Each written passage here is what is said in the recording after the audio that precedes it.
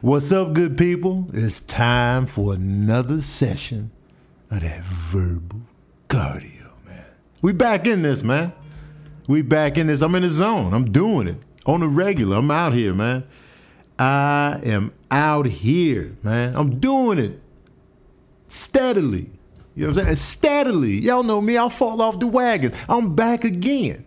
Get in where you fit in, because we back again. Bars, rhymes, beat rhymes in life. I don't know. I'm just talking. Got my co-host in the building. Water, man. Hey, man, let me tell you something about water. Oh, shout out to the dominant force on the planet, the lifeblood. We owe everything to water, okay? Water and the sun, man. That's what we need. Water and the sun. Even though I don't like the sun, I got beef with the sun. I don't like the sun's attitude. The sun is gonna kill us eventually. I'm not feeling the sun, but you know, that's neither here nor there. We got water in the building, man. Drink more water, people. Drink more water. No excuses. No BS. Get in on no whining. I can't drink 64 ounces a day. Let me get some more of that coffee. I can't. Come on, y'all. Anyway, man, we back, man.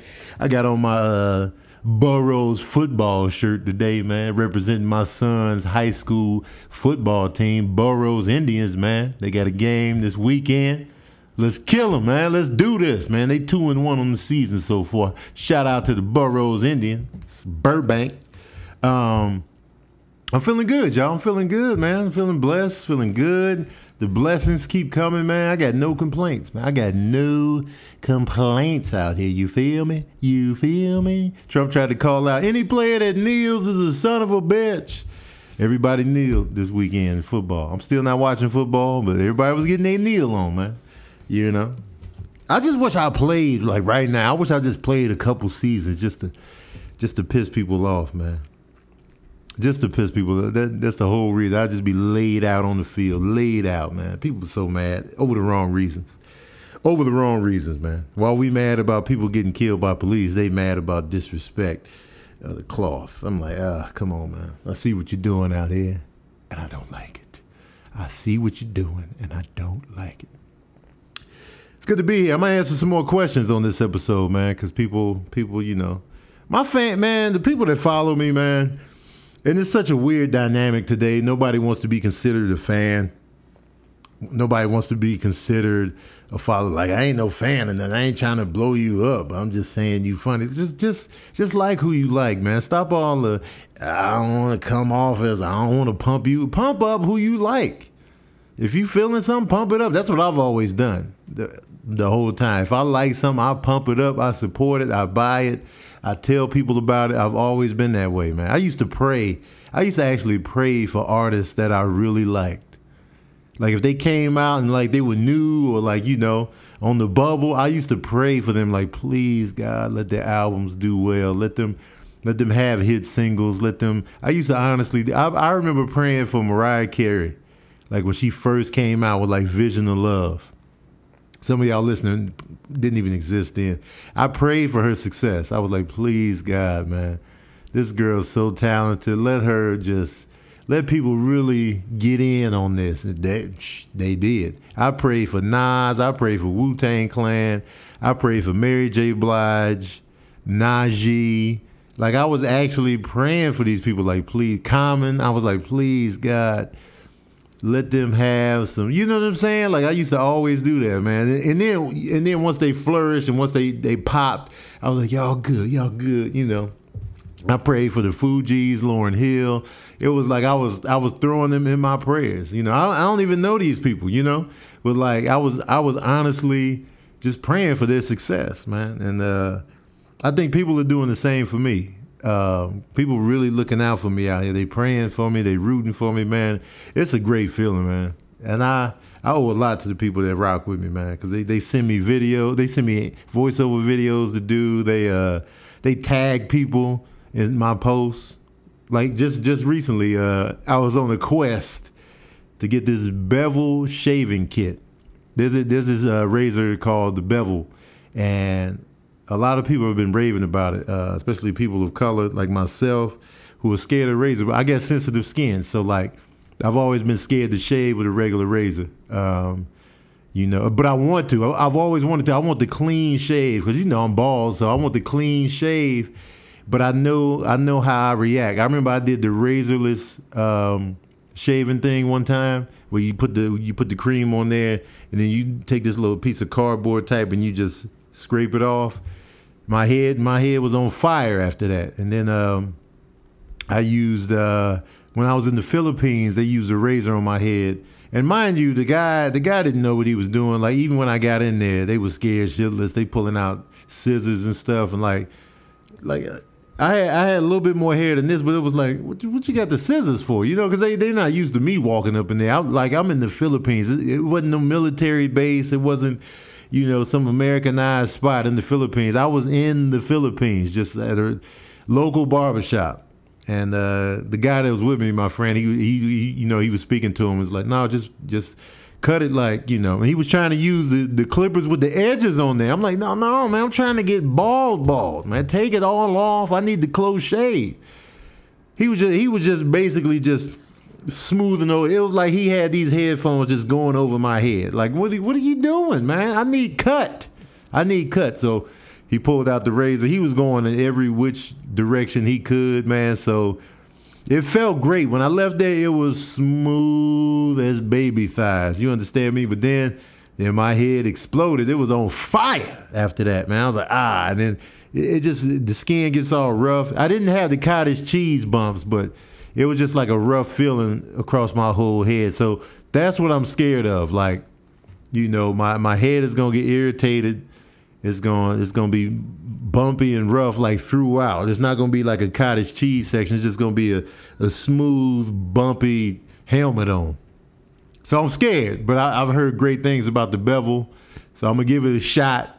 I posted a video on my social media of me going to Target. I went to the Target by my house in Burbank to get the kit. Normally when I'm in there, because I've been contemplating getting this kit for a while, and every time I go in there, they got the full kit, the $89 joint where you get the razors, the shaver, the creams. You get all that in one kit, or you could buy it separately, but it's gonna be more if you buy it separately. So I try to get the kit. When I go in there and make a firm decision, I'm like, yeah, you know, Sham went in there, bam, busted up in Target, like, yeah, I'm on a mission that niggas say is impossible, but when I swing my swords, they all choppable. You know what I'm saying? Shout out to the Jizzle from Wu-Tang. Went in there, man, looking for the razor. They didn't have the full kit. So I was like, damn it, man. You know, I was disappointed. So I was like, you know what? I'm going to go to the Target in North Hollywood. Not too far, you know what I'm saying? Let's get it in, man. Got up in there on a mission again, just on a mission, pushing people out the way. I look like Arnold Schwarzenegger in the first Terminator when he was walking through the police station. Got up in there, man. They did not have the kit. I was like, damn it. So I left defeated. And I'm documenting all this on my Snapchat. And so I get in the car. I look online to see what's the closest Target and who has it in stock. They told me they had one in further in North Hollywood, kind of like, I guess, closer to Van Nuys. So I went. I was like, all right, then, they got it in stock. I pulled up, went in there on a mission. There was a cute girl in there. She had cakes. I was like, oh, okay, I see what you're doing out here. But I'm on a mission. I was on that mission, man. And so I rolled up. They didn't have it. Third time's a goddamn charm, man. Defeated. 3 strikes, you're out. So I posted my little defeat. People were saying the obvious stuff, like, go to Amazon, just order it. Call in advance. Just duh. I thought about all this, but this is not what I do. I don't call in advance. I don't ask for help. I go, and it's stubborn, it's whack. It's just what I do, man. I like to pull up. I like to get what I want right then and there. I don't like waiting. I like to go in there, get it tonight. Man, I wanted to shave my head that night, man. It was Sunday night. I wanted to get it in Sunday night, man. I don't want to wait. I don't want to order it, I don't want to pay for shipping and handling. I don't want to wait. I was like, man, I want it now, man. It's my money and I want it now. Like, I wanted it that night. So, you know, of course I thought about Amazon and I thought about, you know, calling in advance so I know exactly where to go. But forget all that, man. I'm a man. I'm on a mission. I wanted it in that moment with full control. And I didn't have control, man. I came away empty-handed on the night. So Bevel So I posted this on my Instagram. People were tagging the Bevel Company's Instagram on my post. They slid in my DMs like, yo, man, what's your address? I was like, what? Y'all ain't gonna send me the product. They sent me the product. I got it in the mail today. I got the full shaving kit and something extra in there. They came through. Shout out to Bevel, man. And they're not paying me for this. They just saw my video. They saw my struggle. They felt bad, you know, and here I am, man. I can't wait to try it out. And I'll probably talk about it on the next podcast. If I'm wearing a bumpy helmet, then you know the Bevel didn't work for me in particular. Because I got a sensitive head. Pause. Sensitive head. Pause. But yeah, man, so I'm feeling good about that. I'm like, man, that was really cool of them to really do that, man. So shout out to Bevel once again, man. We out here. I can't wait to use it. What else is going on? Same old with me, man. And the thing about shaving is that I'm really nervous about it because I really don't know how to do. I've never done it before myself, so it's like I don't know because I want to do my face too and all that. So I was scared, man. This is gonna be a learning experience. Like I never taught my sons how to shave because I've never shaved. So it's like, you know, and they out here smooth face and they don't really need it, and they out here with luxurious hair, but like. I'm nervous, man. I'm looking at you ladies that shave your legs in the shower. Like, how do you do it, ladies? How do you get those smooth legs, ladies? And I'm not feeling how smooth my legs are. It's ridiculous, man.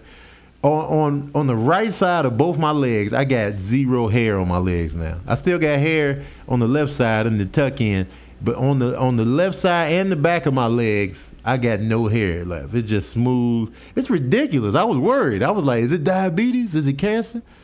You know, at the doctor, I'll be asking about everything, man. Ain't no games out here. Like, why am I out here with smooth legs on the sides? It's ridiculous, man. If a woman was curled up with me, she'd be rubbing her legs on me. She'd be like, ooh, these are smooth. I don't want them smooth. I want some hairy, scratchy Sasquatch legs out here. I want some lumberjack legs. I want some lumberjack legs out here. I shouldn't be out here smooth with my toes point. I might as well point my toes during sex next time. I might as well since I got smooth legs. I might as well. I'm out here with the smooth legs, y'all. It's ridiculous. On one side, though. On the tuck in, it's still hairy, though. Y'all gonna respect this. But that's neither here nor there, man. We'll see how the shave goes. But I wanted to... So I put up on my social media, like, what y'all want me to talk about on my podcast? So I did it from my Facebook reaction. So now I'm gonna do it from my Instagram peeps and see what they talking about. The big fella _ on Instagram @ the big fella _ Why do women tear men to shreds when they cheat? Example: Kevin Hart, Tiger Woods, but clap when women do it. Black China. I don't really think women celebrate cheating women. They kind of look. Women to me seem to look down on a cheating woman. Like I don't think they really clap and celebrated Black China. I don't think a lot of women respect Black China out the gate. Like I don't think she's a beacon of respect in the female community. But I feel like women bash cheaters in general, even though they be cheating. First of all, everybody love to say, do all men cheat? Do all men cheat? Do all men cheat? Women be cheating too. Okay, women be cheating too. I lost my virginity to a cheating woman. So let's cut the crap. All right? Let's cut the crap, man. Y'all be out here in these cheating streets as well. Don't just act like it's just a man thing. Yes, men, I do think men cheat more.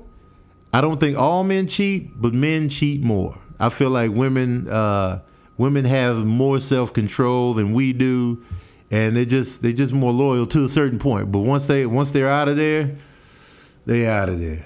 Like men can cheat and still be like, no, just women can cheat. More than likely, if women cheat, they're already checked out of the relationship. That's not necessarily the case for men. We could still be in the relationship, but we dabbled. And it's whack. It's hella whack. But I'm just saying that's the difference between the two.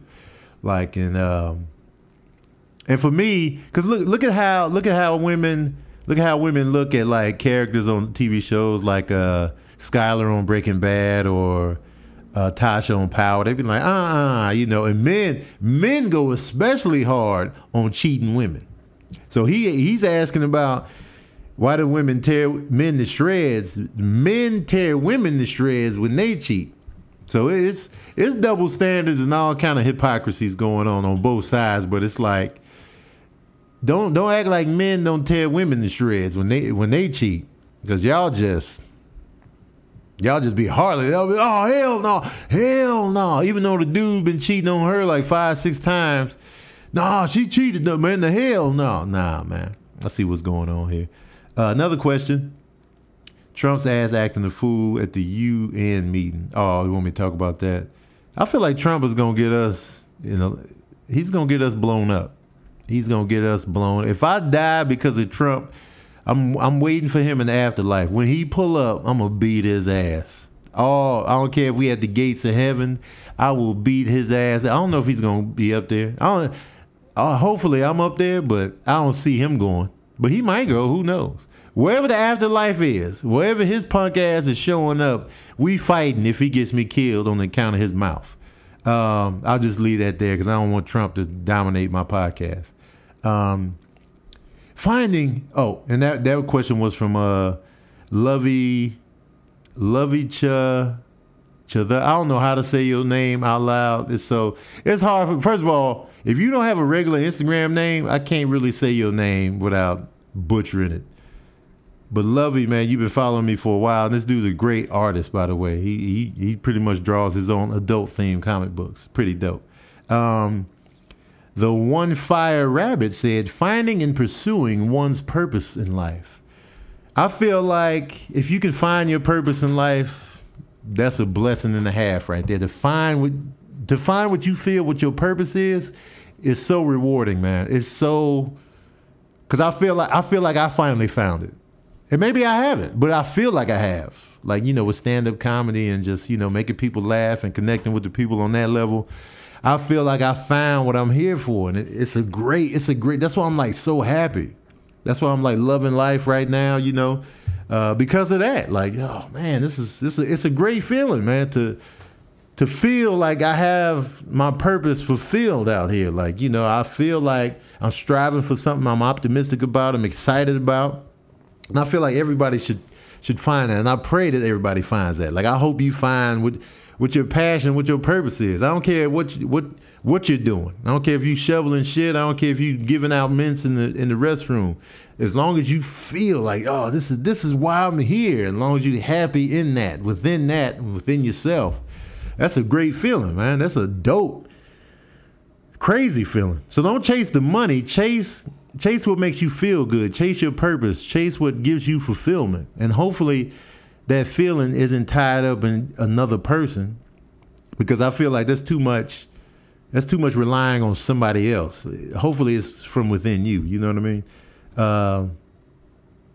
So shout out to at the One Fire Rabbit for that one. At underscore, I think it's 2 underscores. Yeah. At underscore hello underscore beautiful underscore. Dating people half your age. What's my take on that? I mean, if you're compatible, man. Like, if you in your 40s dating a 20-something-year-old, do you, man? If it works for y'all, if the chemistry's right, go for it. It's all legal. I mean, try not to think too much about, man, when I was born, when I was 15, you was just, because that'll mess your mind up a little bit. Because I've dated younger than me, and like I would have those moments where I'm just like, when you was born, I was watching Transform. It's like it's weird. Like, it's like when you go back in time. But like in the moment, like when y'all are together, it is what it is. But like, it could be tough on the mental. Like, you just thinking like, man, you was in elementary school and I was you know what I'm saying? So it's a crazy thought, but I'm not against it. I feel like men do it more than probably women do. But there's some cougars out there. They call them cougars if they do, but like I think men really do it a lot. Like, a lot of men go too far and start dabbling in high school kids. I'll be like, hey man, you're overdoing it. But like half your age, man, if it works, it works. If you're in your 50s and your 30s, if it works, it works. 60s, 30s, whatever the case may be, man.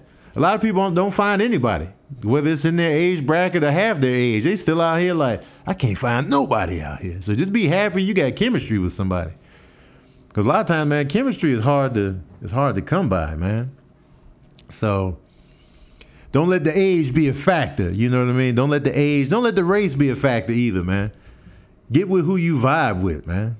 Because there's a lot of people out here like, I don't date white. I don't date, Latino. I don't date Asian. And I'm not talking about like a personal physical preference. I'm talking about you making it a mental preference. I think it's whack when you just be like, I won't because he's white. I think that's whack, man. Like if you feeling a white guy and you're black or whatever, you feeling a white, go for him. Give it a shot, man. You might be missing out on some real loving, man. I'm glad my grandparents didn't think that way. Oh, Charles is black. I would never. Oh, she's white. You know what I'm saying? I'm glad. I'm glad they didn't think that. They was like, man, we gonna connect. We gonna do this. And then they had my mom, and here I am. You know what I'm saying? They didn't let that stop them. They didn't put that barrier up for no reason, man. Vibe with who you vibe with, man. Get in on it, man. Trust. All right. And I will date outside my race, Lost my virginity to a Spanish girl, Black women show me the most love. But I don't discriminate. Like if I feel you, we'll give it a shot. I don't care what you are, man. I'm not gonna pass that up, man. If we got chemistry, we rocking. You know what I'm saying? And then I would, if I was out here on the interracial dating tip and people was looking at me with the side eye, I wouldn't give a hot damn. Like if I see you giving me the side eye, I'm gonna squeeze them tighter. I'm gonna hold their hands, squeeze her tighter, maybe grab her boobs in your face.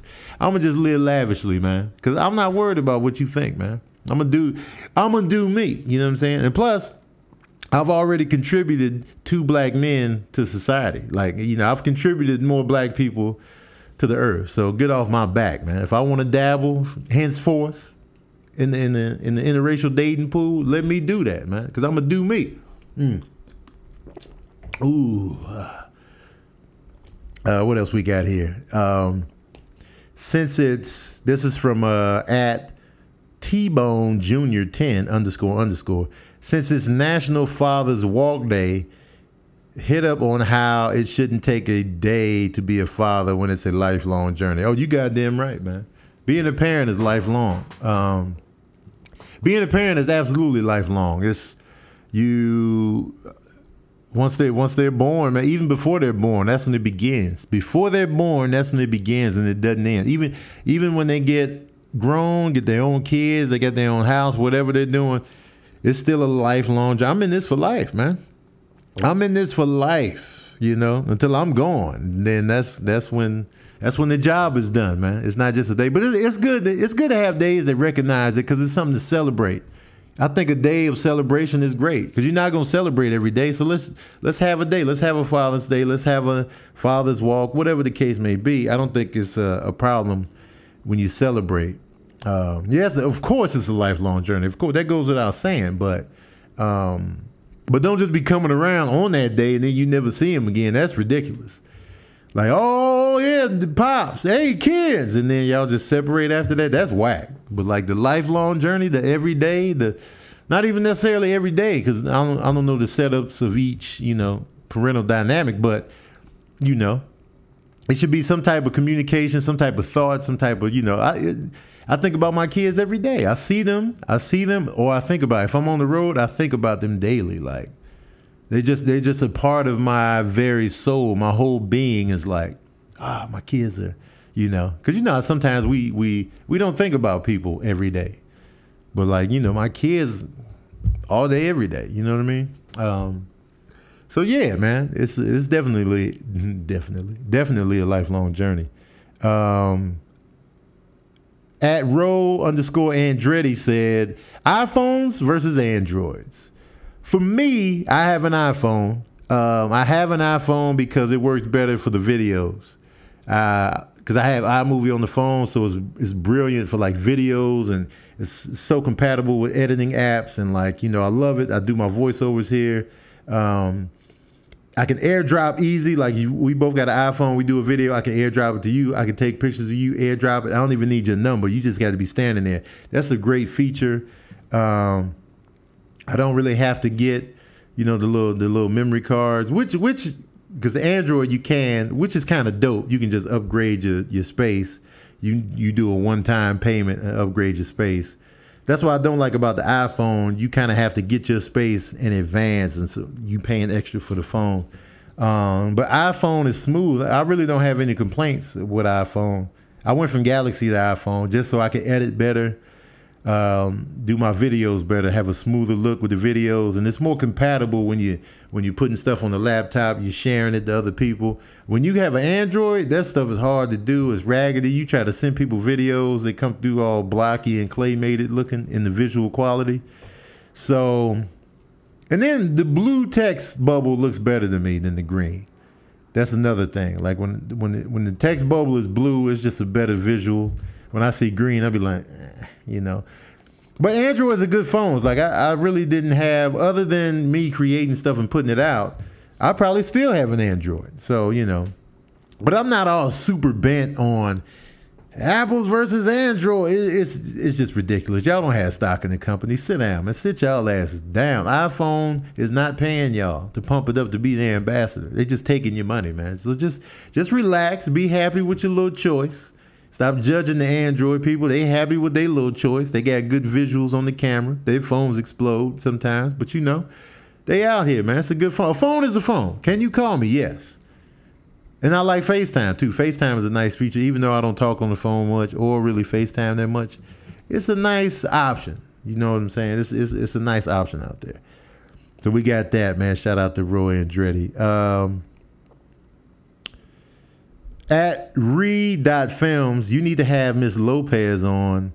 Like, the people want to hear the apology and hear how it affected you and how it's all good. Also, relationships, especially with the Kevin Hart stuff and Miss Lopez, can be there to give the astrology and woman aspect of the conversation. Oh, okay. So what he's referring to on the Miss Lopez thing, a friend of mine, she's a comedian as well, Arana Lopez. She went on social media, kind of like, I don't want to say rant, but she really like opened up on social media. Like, she was going at people that she knew personally in the comedy game, and she was putting it all out there on her Facebook, on her Instagram. So people was like, yo, the comedy community was buzzing like, yo, this is some wild accusations. Oh, snap. So she threw me in the mix on, because I'll admit, I was doing a podcast with her called Hip Hop Raised Us. And I had to do some traveling gigs for like a couple weeks. And so I was missing episodes. And then when I got back, I still didn't have the time to do the episodes. So I just kind of faded out with no real communication to her, which was whack on my part. And so I definitely own all of that. And I apologized to her. And I was just like, I'm sorry for not communicating. That was whack on my part. Because I just faded out of the podcast with no explanation, no keep up, and that was wrong on me. And but she never mentioned it to me. You know what I'm saying? We never talked about it. We just haven't talked. And so, and there's no beef on my end at all. Like, I've never spoke ill of her or anything like that. So, because I respect her, you know what I'm saying? And so, she threw my name in one of the joints that she posted. She was just like saying, "There's some backstabbers out here. That's why I blocked like Tony Baker." And I'm like, whoa, pump the brakes. So I had to clear my name. I was like, yo, and I texted her like, yo, I've never spoke ill of you, this, that, and the third, and that's when I apologized for, the lack of communication. And then she was like, yeah, you just got ghost on me. And then I had a follow-up question about something else. Then she just kind of gave me the "have a good day, sir," wave off. But then, so I posted my piece on social media. Like, I posted the text message exchange, and I gave my side of the story because I didn't want to be lumped in with backstabbers. Like, that's not a good look for me. And like, I'm not out here backstabbing at all. So I wanted to clear my name. So I posted that. And then she reached out, apologized. And so, we had that convo, and I took it down. I took my post down right away, and she apologized on her social media. And I posted the apology. So I thought that was cool of her, man. And I wish her the best. And I I hope the things that she was posting, if it is hurt on that behalf, I hope that she heals and like, you know, works things out with the other people she put on blast. But yeah, so that's what that was. So I was like, let me clear my name because I don't want to be lumped in with all this other whackness. Like, let me state my whackness so everybody knows the whackness I was involved in. But I don't want to be seen as no backstabber out here on the streets. So I had to clear that. So that's what that was. Maybe I don't have guests on my podcast, so I probably won't have her on, but hopefully we can do something together and, you know, post it to the masses, if you will. But shoot, we done ran out of time. We already done, son. Another episode of Verbal Cardio, man. We already 30 minutes in. So I still got more topics people want me to touch on, but I'll do that in the future podcast, man. I took out the movie element of my podcast because I'm doing my movie reviews on YouTube now. So the movie reviews will be a separate thing on my YouTube. Subscribe to my YouTube page, peeps. It's Tony Baker Comedy on YouTube. Follow me on Instagram at Tony Baker Comedy. I'm at Tony Baker Comedy on Facebook. At Tony Baker Comedy on Snapchat, at Tony Baker Comedy on Twitter, man. TonyBakerComedy.com. Come through, man. And always, man, when I post about the podcast episode that's being dropped, show up in my comment section. Let me know you listen. Let me know what you like. Let me know your opinions on what I touched on. And let me know what you want me to touch on in the future, man. Let's do this, man. I appreciate y'all listening and even caring what I got to say, man. I'm just running my mouth for 30 minutes. That verbal cardio, man. Be good to each other. Respect everybody, man. Listen. Don't be a piece of shit. Don't be a racist piece of shit.